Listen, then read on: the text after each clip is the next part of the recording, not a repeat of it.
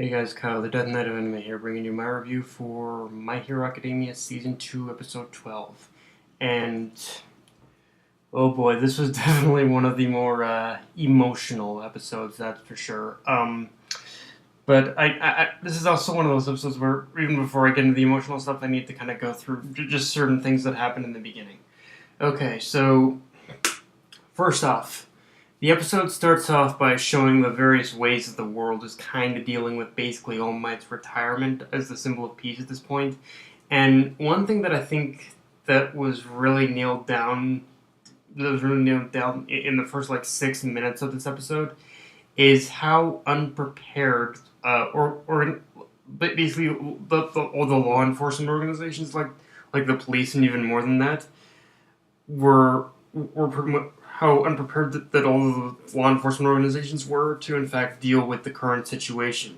And not even just with All Might losing his power, but also with just how much of a legitimate threat that the entire League of Villains and even Sheik Araki himself have become since pretty much their introduction. Like in the beginning of the League of Villains, it was just a small group of thugs and criminals, but a small group of two-timers and thugs, but now the League of Villains has grown into a legitimate organization with pretty much actual skilled villains, like pretty much Twice, like pretty much Dabi, like and Magna, like all these guys are legit powerful villains with very legit criminal records too. So and the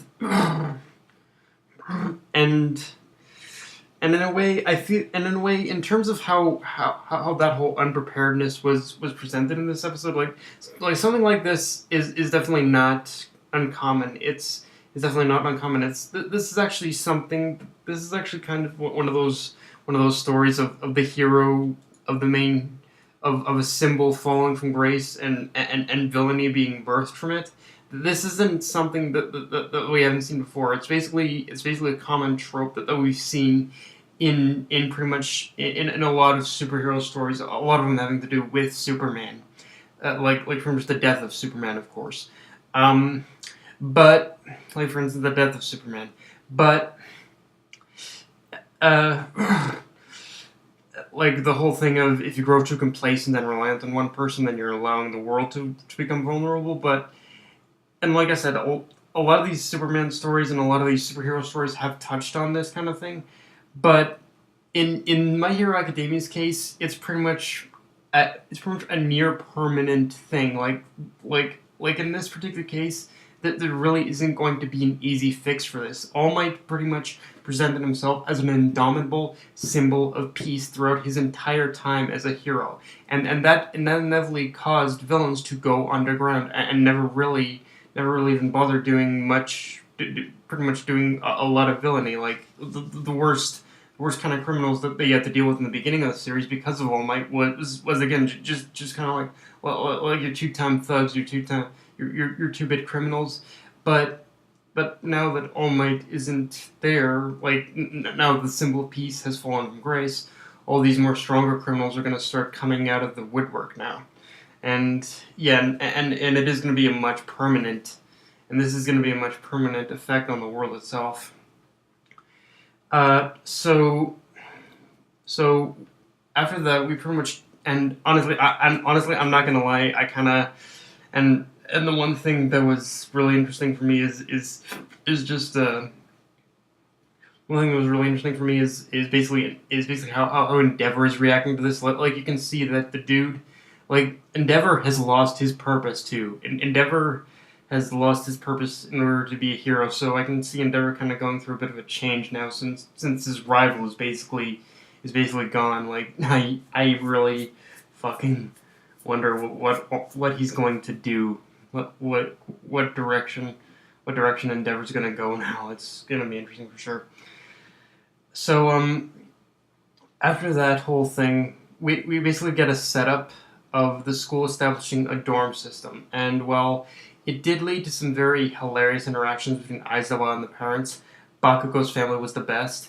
It also, like, that whole dorm system of the students going to this going to the going to the going to the parents and saying we're setting up the storm system in order for the students to live at UA. It also made this whole thing. It made me realize that this storm system is just another band-aid UA is putting on the situation, and it's not a real permanent fix to anything. In fact, in a lot of ways, this is UA just trying to save face. And what really kind of pushes me forward through this is that little flashback we get of basically Nezu presenting the idea to the teachers, and and to me, when Nezu did that, I was like, Nezu, if you had this idea to begin with, then why the fuck didn't you implement this dorm system immediately after the USJ incident? Like, honestly, I would have acted on this immediately. Honestly, I would have created this dorm system immediately after the either the USJ incident or the state incident. One of those two. Like, seriously, it would have been more proper to do it there than now, when basically the symbol of peace has been dethroned and all these villains are going to start coming out of the woodwork now. Like, seriously, it's pretty much UA has the worst sense of timing. Like, they really don't have any sort of idea as to how to really handle. They don't really have any idea really how to handle these kind of situations. I've really come to realize that, honestly. Okay, so all right, so I'm sorry, I had to go over those bits because they were just really stuff that really kind of got to me. But now let's talk about the major thing that happened in this episode, which is that during the whole thing of Aizo and All Might basically going to all the different students and teachers, all the different students and their parents, we finally see an interaction between Inko and All Might. And let's talk about what happened between Inko and All Might in this episode, because honestly, honest to fucking God, Inko is the kind of mother I wished so many times before that Chi-Chi was. Because what Inko says to All Might in this episode about the school and himself being unfit to both protect and properly train Izuku, like that, the thing is, what Inko says in this episode to All Might, it isn't anything Inko said to All Might in this episode. None of it is shit that's coming right out of the blue or right out of nowhere. Nor is it wrong. In fact, a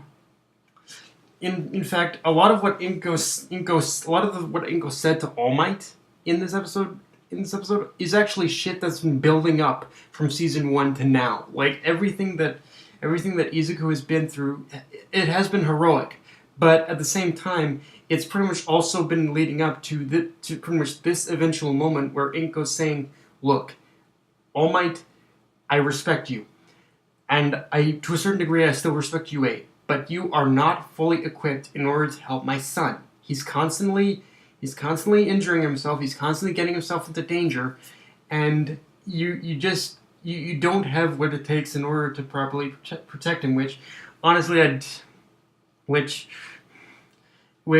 the whole protection part, I think, has a lot more to do with just Izuku's burning desire to help people. But Inko is 100% right on All Might on Inko and the school on UA not having the foresight in order to properly train Izuku, which also plays pretty much very well into Gran Torino's words of All Might being a piss poor teacher. Like, it's pretty much now that pretty much Gran Torino's words of were pretty much the whole thing about All Might's teaching methods are actually starting to come back here too. So yeah, and again, this is just what I wanted out of Chi-Chi to begin with: a genuine love and desire to protect her son while coming up with legitimate and reasonable arguments in the process. And granted, I'll give Chi-Chi this. I'll give Chi-Chi this. I'm not going to debate that Chi-Chi isn't a caring or loving mother. I'm not going to debate that. But where Inko succeeds, where Chi-Chi fails, is that again, Chi-Chi pretty much is just Chi-Chi's overprotectiveness, and her overprotectiveness basically comes from a gag. This basically comes from a gag on Akira Toriyama's part. The Horikoshi and Bones, they're actually presenting us with a legitimate case in which Inko is acting like how a genuine mother should, and it's just amazing.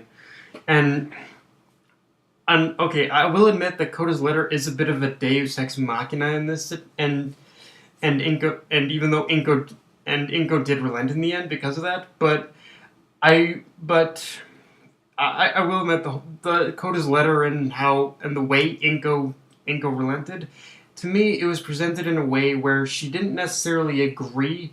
She just compromised and said, "Look, okay, I understand your passion in order to teach Izuku now, and I understand Izuku's desire to go there. And I understand that Izuku won't give up either.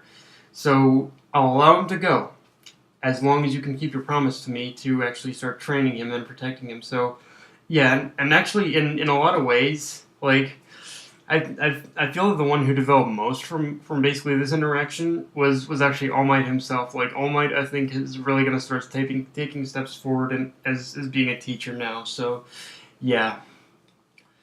And so one last thing I want to talk about is Bakugo's little question to All Might. And you can really see the cogs turning in his head, and if Bakugo hasn't figured out what Izuku's relationship to All Might is by now, then he sure is close. Although I think All Might's half-assed answer basically confirmed what Bakugo needed to know about the connection between Izuku's quirk and All Might at this point, and yeah, I think it was really kind of, and yeah, it was really. I think from here we are going to start seeing definitely more people pretty much figure out, definitely more people within the realm of Class 1A kind of figuring out Izuku's what exactly Izuku's quirk is and what the importance it is. So oh, and one little comment I gotta make.